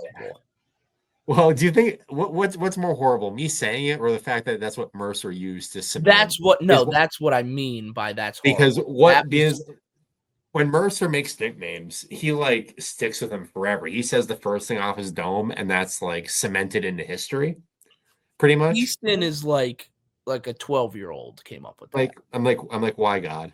I'm like, there could have been so many you could have called him the Godfather Gill would have been crazy too. Like I would have went with that. Like, what's worse, calling him Beaston or saying unbelievable 27 times? I don't know, definitely Beaston, not great. Unbelievable is also horrible. It's not bad. It's horrible. It's not that bad. Beaston's not so great. bad. Beaston's not great. Beaston tanked ratings, but Beaston is also gonna help your live wall tank the scales and get you some red bug trick worms and other treats maybe. All right. Anyway, show us who to not pick. Okay, but fellas, let's go to who to not pick. My team. Damn. Wait, Al, your rank. You're interrupting. I think not. I'm sorry. You're interrupting. Why you're interrupting? Azub is speaking. Listen and learn right now. Azub is speaking. Unlearn. All right. Are you teamed in? Chat. Come on, KPMG. What's going on here? Are you gonna say something or no? I was trying to figure out. I was like, you're ranked 94th, and I was ranked 93rd. But then Zub was not at 95th or whatnot. But I realized I was under Drain the Lake for our group. I'm 88th. And how is this 88th? Hey, I'm taking us up with 75th. But people were commenting in the chat about how to get prizes, so I was replying in the chat. We're so bad. Yeah, well, we're not the greatest. Let me take a look. Groups. Bumstock Bass. Triton Gang.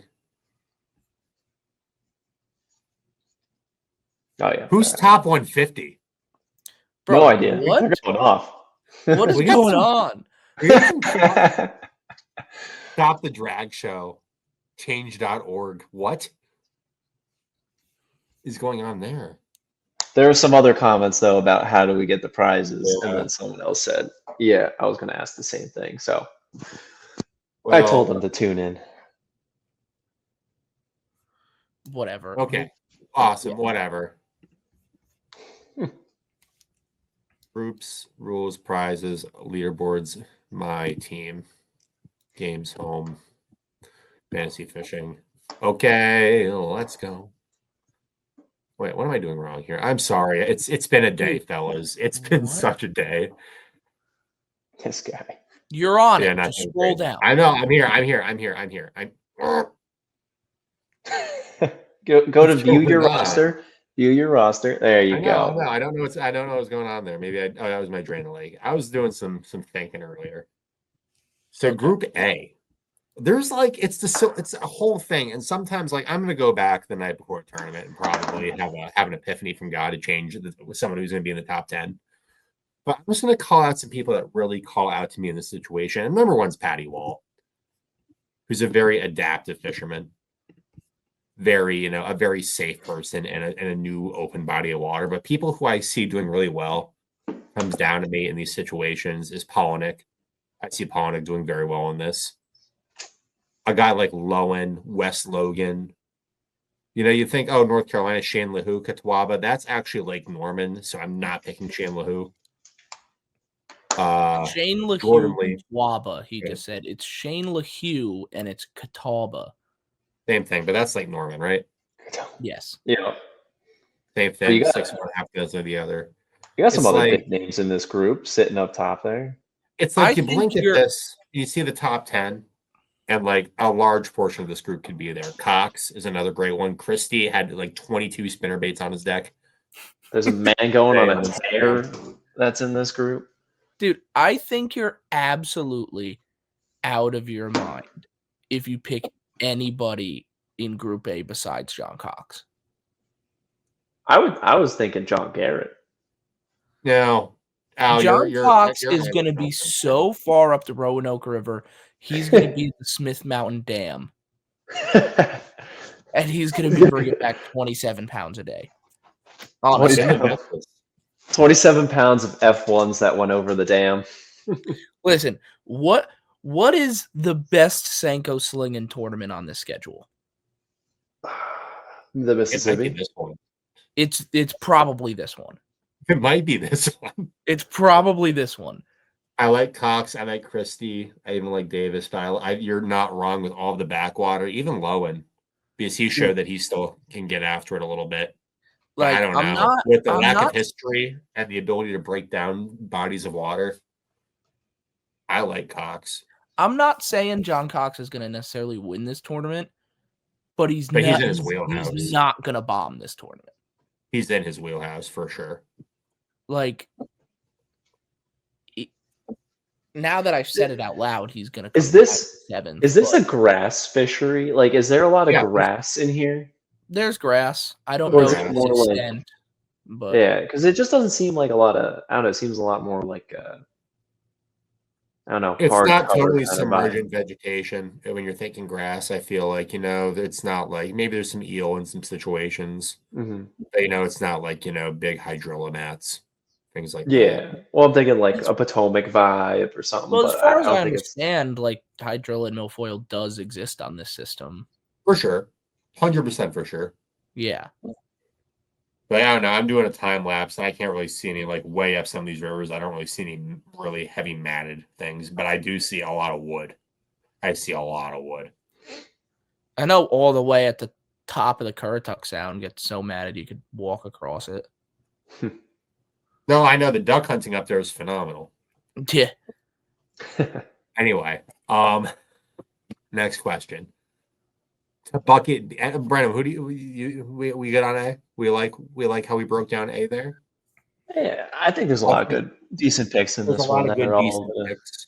I don't think you can go wrong with a good handful of these guys.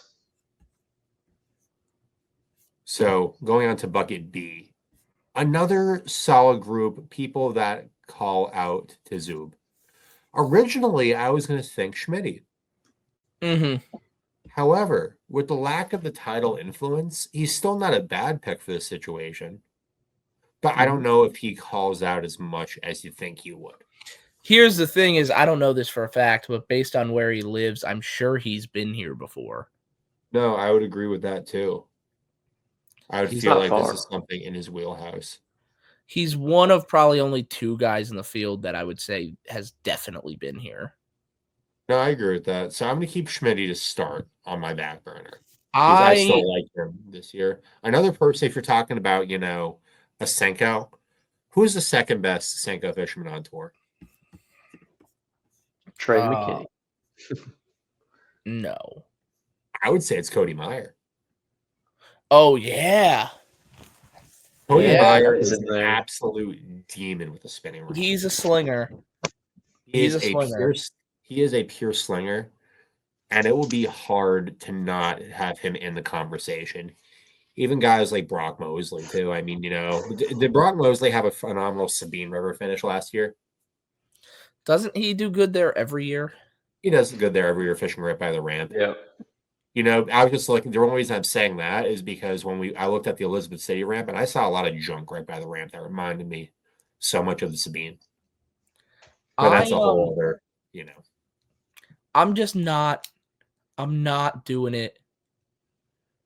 I'm not doing it again. You're not doing what? Especially when he's not in Group A. I'm not.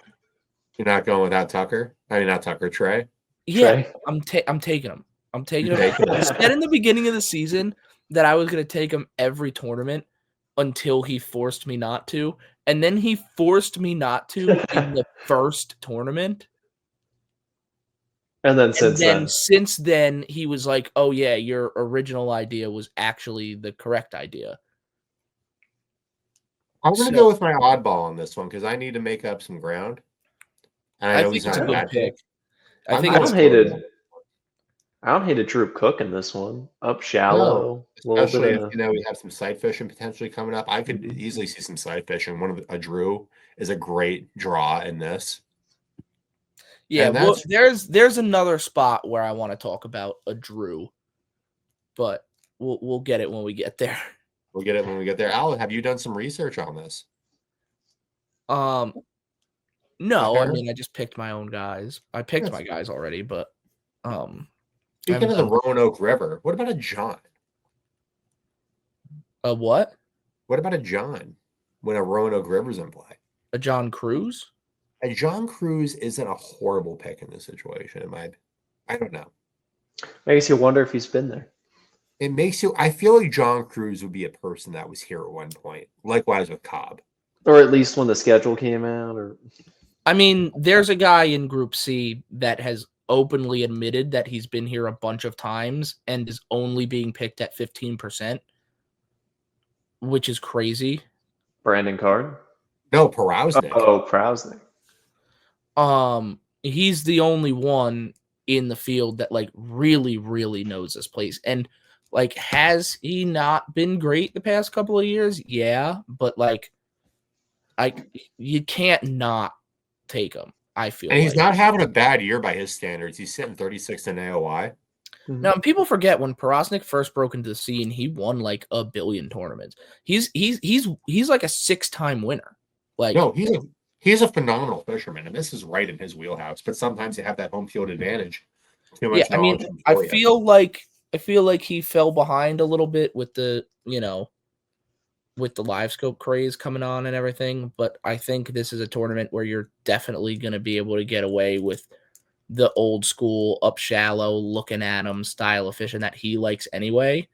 And you couple that with the fact that he knows the place. It's kind of a perfect storm for him. I can't see a reason to pick anybody else. Especially polling at only 15%. He's a good pick. Shocking. I think that's just people not knowing that he knows this place. I agree.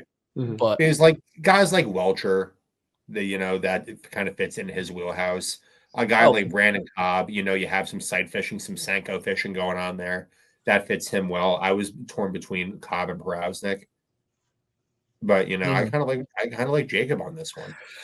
Yeah. I'm probably gonna burn Cobb for my Drain the Lake in this. Not a bad pick there either. What do you think, Brad? I don't know. I'll probably go with Prousnik. I mean, everyone else. I mean, like you said, Kyle Welcher, but I don't know. That seems like a good bet. You got some North Carolina, South Carolina people in there too. It makes you Yeah, wonder but if any like, of them have kind of ventured around or have any kind I of could totally experience. have But seen Hank Cherry here at one point in his life. Mhm. I But mean, knows? even Jacob Fouts, he's always been Jacob We pretty just don't Fouts, solid know. lately. Brandon Card, even, like he has that big old Vexus too. He could go wherever he wants. Mhm. So moving back again. So oof. Guys like Stetson here for one reason, and that's because of his finish at Wunyabe, I feel like. Am I wrong Yeah, on that? I think that's where that's coming from. I think Yeah. that's where that's coming from. Coming back down here, another Drew is another solid pick. Stetson, this So kind of fits his style. Here's what I needed to say about Drew. Drew Benton is in bucket D, which for this style tournament, for Drew Benton, bucket D seems like a bargain. Mhm. But I've been picking him every tournament all year based on that logic. I've picked him 3 times in a row because I'm like, oh, this is a tournament where Drew Benton could do good. It's kind of his style. And he's all the way down in bucket D. This is a bargain. But guess what? He's still in bucket D. So we see how well that's been panning out for me. So as a guy who's now gone 0 for 3 on Drew Benton, I'm not Now's the time to really pick him. Now's the time. Now everybody listening to this should pick Drew Benton because if I'm off him, you should be on him. But if under all normal circumstances, looking at this list, my pick would be Drew Benton, but I can't do it again. So what I did was I was like, I'm just going to look at the list and I'm going to pick who I think just the best fisherman is in this list, like regardless of anything else. So I went with Brandon Lester. I thought you were going to say Schlopper. It's a Schlopper win for this one. Slapping his meat on it, That's another one that killed me. But I don't hate Lester in this. I don't. Looking also on just like guys that fit in this situation. Wesley Gore's a guy that can kind of get after it a little bit. He's a big Alabama river system. I don't guy. hate Ike in this one. No, I was gonna say another person that's probably been here is Ike. probably not. I doubt he's been there, but I feel like it's kind of a wheelhouse you can get behind, I'll bet Ike's been here before. What makes you say that? Ike's been around, I'll bet Ike just went here for the hell of it one time. I'm gonna say I don't think he has, but anyway, doesn't matter. He might have been on like the sound like fluke fishing with his family, but yeah, I don't know if he's been passing there. Anybody else that really calls out to me, Pat Schlapper. maybe a summer all, but no, I mean you're not wrong on bucket D. It's like I love Drew. In this, he's not having, he hasn't been having a bad year though. He's 35th in points. Another guy that actually local intel. He's not 35th in points. He is ranked 35th in Bassmaster rank, Bassmaster fantasy rank, and the reason he's 35th in that is because he was in the Classic, so he has an extra tournament than everybody else in bucket D. Forgot about that. That helps the cause. Total sleeper pick. Person who has been there while fishing for the Coastal Carolina fishing team. JTK. I don't trust him. But yeah, no, he's not having a great practice. So we're gonna go with Drew. Love you, buddy. We're going with Drew. And I'm not unless I get a different report. But yeah, let's go on to bucket E.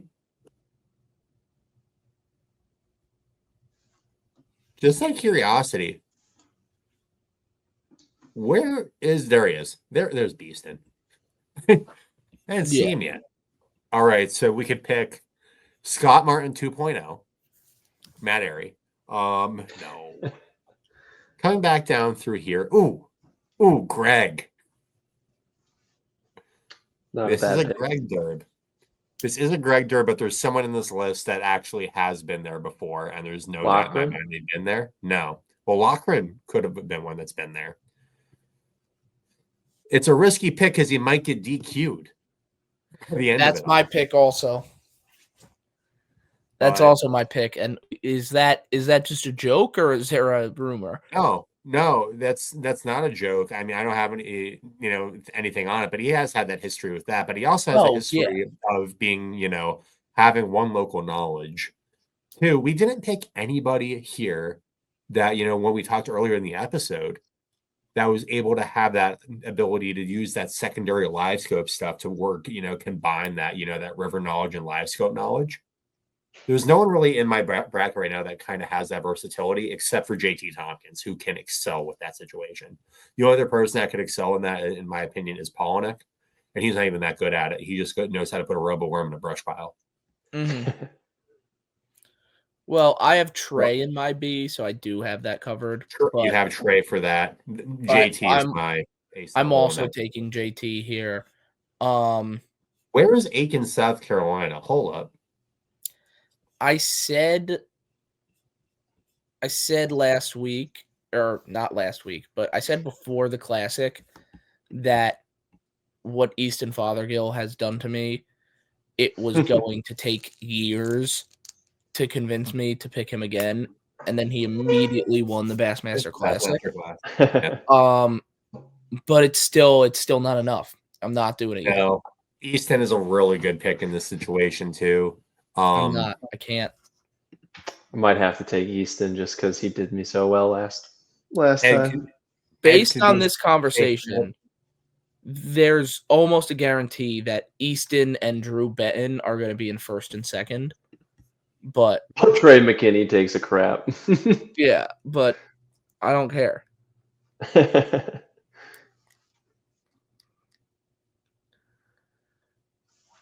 Man, but yeah, I mean, maybe Greg's another guy who's bit me a couple times this year. You want it to be the year of Greg, you really do, but it's not. I don't think I'm always pulling for Greg. Greg will make the Classic next year, and we'll see how that works. I'm trying to think. But he's the only other person in this group I really see excelling. I'd rather get hit by a bus than take Zaldane. Yeah, no. I could see a weird freaking, no. I was gonna say Kenta, but Kenta likes the Sabine because it's just dog shit, just like Japan.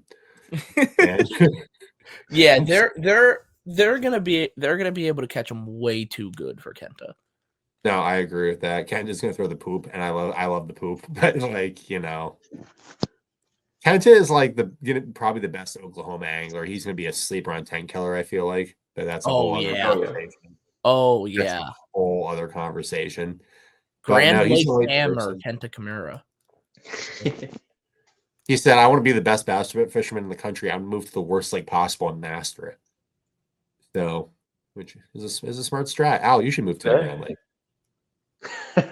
You could room with Soaring Eagle. No, I need to room with my waitress from the barbecue place.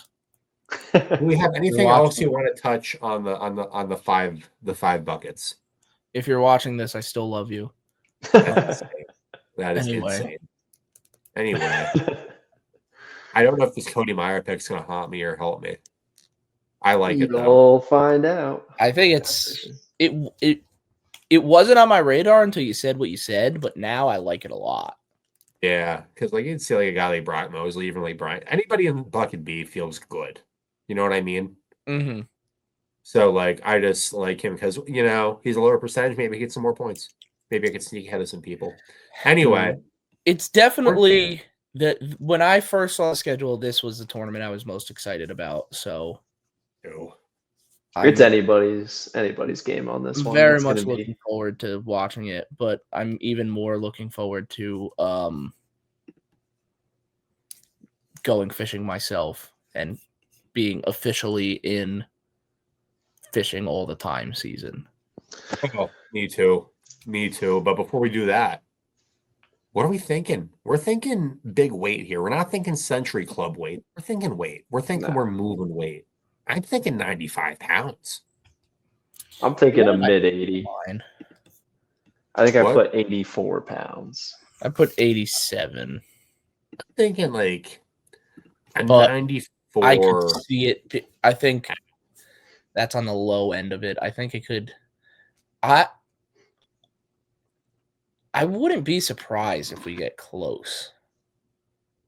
Let's go with a 90. You think a century? You think close I to a don't think century? it will, but I think What's a there big will bag? be. What I did think Mike there will say be about- single day bags that are in Century Club territory, but I don't think somebody will be able to do it 4 days in a row. I agree with that. I think it's But I going to don't be like. I think there's Someone drops probably going to 26, be 27. 27-pound bags weighed in, but I think that's going to be like a day. Yeah. Like, you're not going to be able to follow that up. I think you're going to get like 225s and 220s is going to win the dang thing. Yeah, probably. Guess we're Anyway. going to find out real soon. For sure. With A that, day. one last little thing. Drain the Lake we'll do on our own accord. Let's do some pick'ems real quick.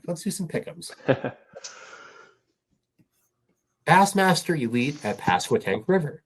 We have Scott Martin 2.0, and we have Shane. Scott Martin 2.0, rest in peace. Yeah, Doing it for I his took phone Matt number. Airy because he's also sneaky, a pretty good Senko slinger. No, Matt Airy's a very good fisherman. I think he's going to beat Shane in this situation. I like him for this. Clash of the Carolinas. I'm going to go with another really good Senko slinger, Brandon Cobb. These categories makes no sense. No. Match number 3, top 2. John Cox is number 2 in AOI. He is. Damn. Really? I feel like John Carrot's on the tear, though. Yeah. John Garrett's on a tear, but when in doubt, John Cox it out. I had to go Coxie boy. Got to go Coxie boy in this one. Top 2 in Rookie of the Year. No way Canadian boy does better than freaking info. The next person to be DQ'd for information. So I picked somebody out of principle in that category. I know, I understand. I'd rather go down Vernon than pick him. Anyway, roll Canada. Yeah. Okay. Welch Daddy. Mr. Swim Jig is going to do the swim jig thing. KP, also a big Senko slinger. I could see him doing very well in this tournament, especially He needs a comeback. He needs a comeback. Like a New York grass fisherman type of guy, had some iffy tournaments. I could honestly see. I would not be surprised to see him sneak his way into a top 10 here, but I'm still taking Welch Daddy. Like Welch Daddy. Drew times 2. We're out of category ideas, so we're already running back. Well, when one Drew fails, you go to the other. So now we got both my Drews locked in at one point. I think that's a safe situation. Again, why does principle? Tim Doob? It's principle.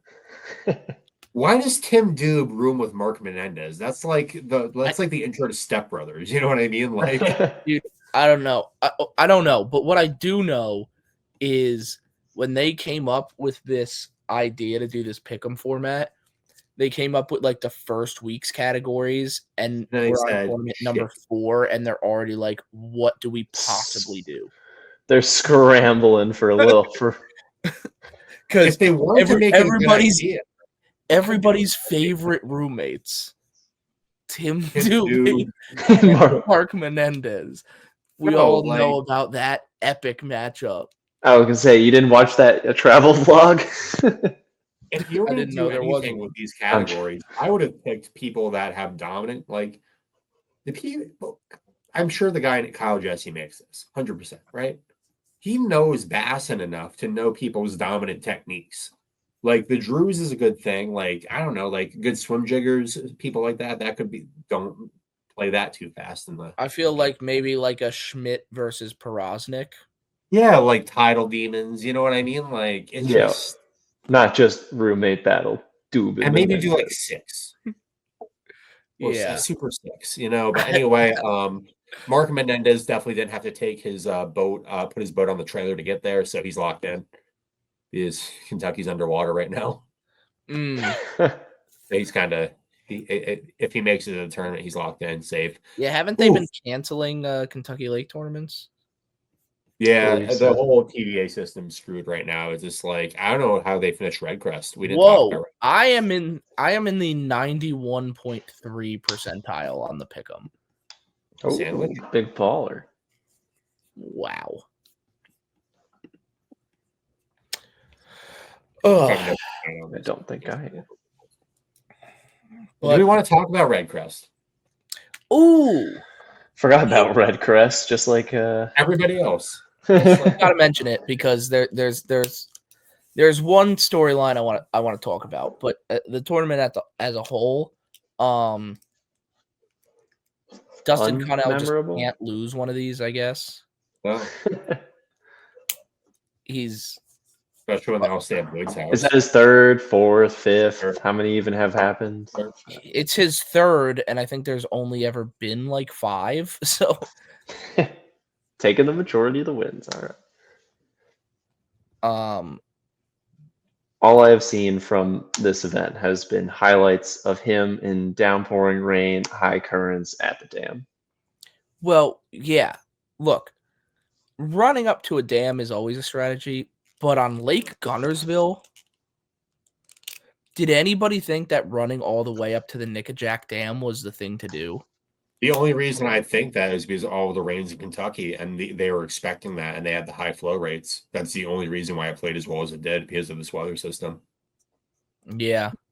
And you have to remember, it's the format, too. You know what I mean? You're not going to crack a 30-bag average, because if you're fishing mainly Lake Gunnersville, you have the opportunity to crack that. I will say, though, he was up there catching like 4s and 5s consistently. 5-pound smallmouth. Very consistently. And that brings into the storyline I wanted to talk about it. He was shaking a minnow without live scope. Just wiggling it in the current. And catching them. Because you know how it's set up in MLF, you can only use it for one period. Right. Yeah. And he had his live scope period, but even in the other 2 periods, he was still doing the same thing. Shows you could do it. He was just out there shaking the thing in the current and catching them. Which, I mean, when you have the current, you can do that. You know what I mean? You can time it. You're keeping your bait at the right flow rate. It's river fishing. That's hats off to him. You know what I mean? It's a doable thing. And a lot of people do a lot of different things in that situation. Was he throwing anything else besides a straight tail? Was he throwing a swimmer at all? Or I think he was still using the straight tail with it. But I believe he was throwing the old DC Coosa River special. I think he was throwing it on a scrounger head. Yeah. Makes sense. Which he loves that thing. He throws that thing more. I've never seen anybody use a scrounger head that much. That guy uses a scrounger head all the time. Yeah, seeing somebody throw a scrounger head post 2016 is just like a crazy thing. He does it all the time, and he always does it in this exact case scenario, in a tail race, in a current situation, under a dam. Like, if it works, it works. That's his peanut butter and jam.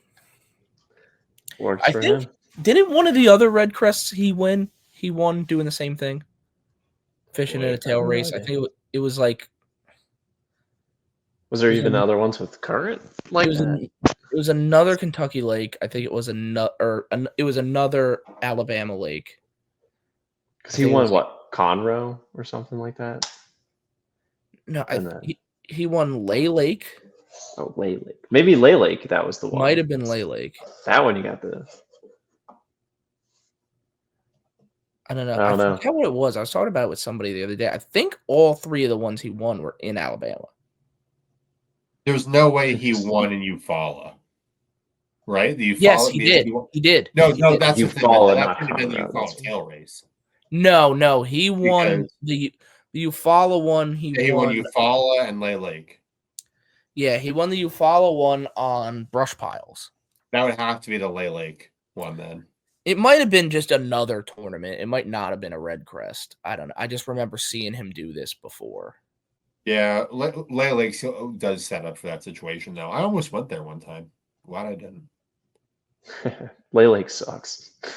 I was gonna say, isn't that where you and Jared went? That was our first trip ever together. It was a miserable time. It was like chocolate milk, probably what it looks like right now, just flooded to the brim, zero visibility. Yeah, I've never been to that one, but Yeah, Lay's a big Coosa impoundment, though, and you have a dam on Lay Lake that goes up to gosh, I think that's the Jordan Lake of Alabama. Am I correct? That's the next one on the chain there on the Alabama River. yeah, that's his home lake. And that's like one, that's his home lake, but two, like, you guys ever watch the Alabama River Charge when guys are just total in their boats? Yeah. Yep. But when that spillway was going, that's a notorious spillway that has them, Yeah. So you can totally see that happening. 100%. Those videos of people, that was crazy. I don't know. The whole Red Crest thing is just it goes back to what we were talking about in like our first episode, I think. Like I don't know what a Red Crest means. They got to be better with these names, man.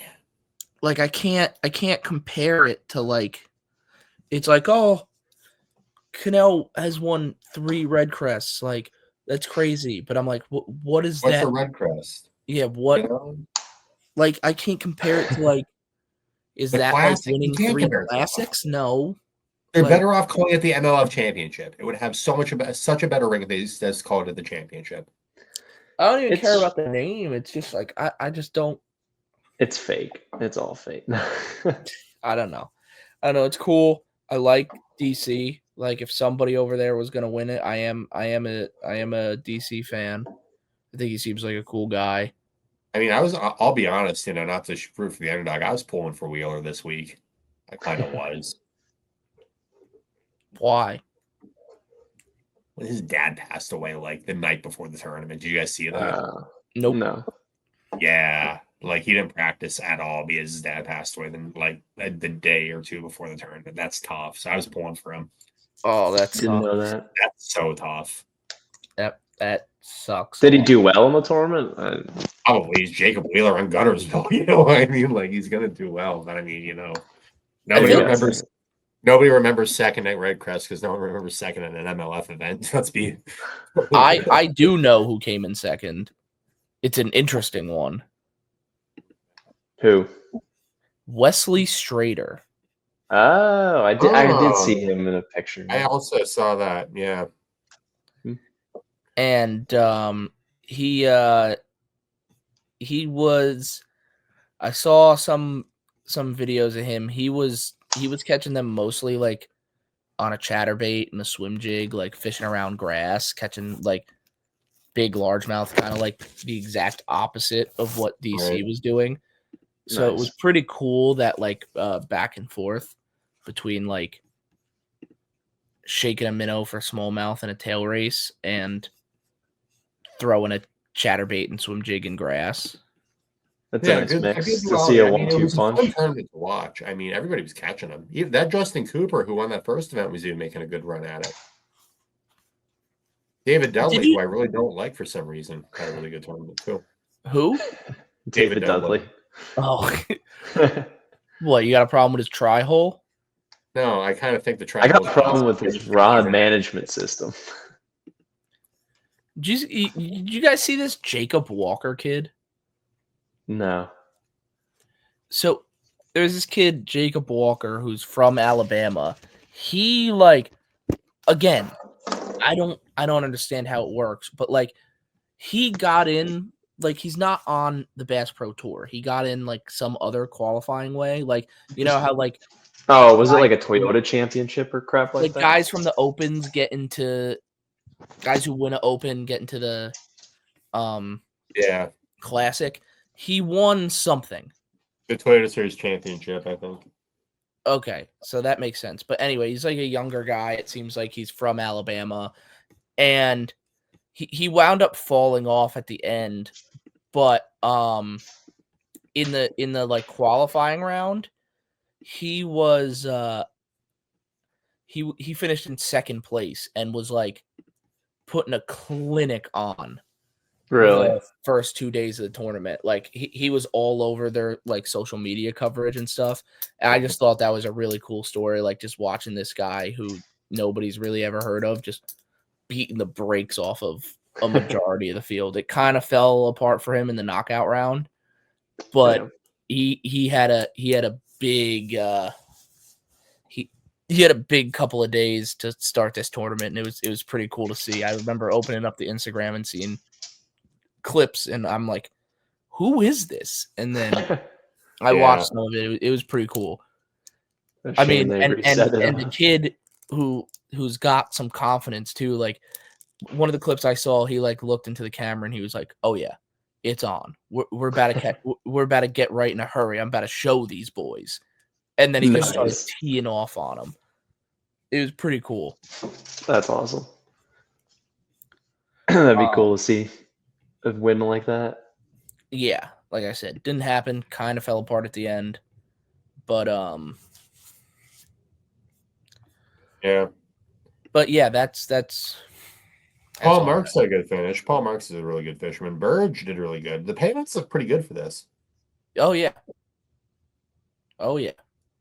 Let's see here. No, I guess freaking Wheeler. That's the real reason why DC was crying. Everybody was making fun of him online. It was like, oh, DC's crying over Red Crest. Nobody even cares. And I was like, well, what do you mean DC just won another is making so much money. Yeah, I was like, he won $300,000, dude. That's probably he's a happy camper. Yeah, that's probably the deal.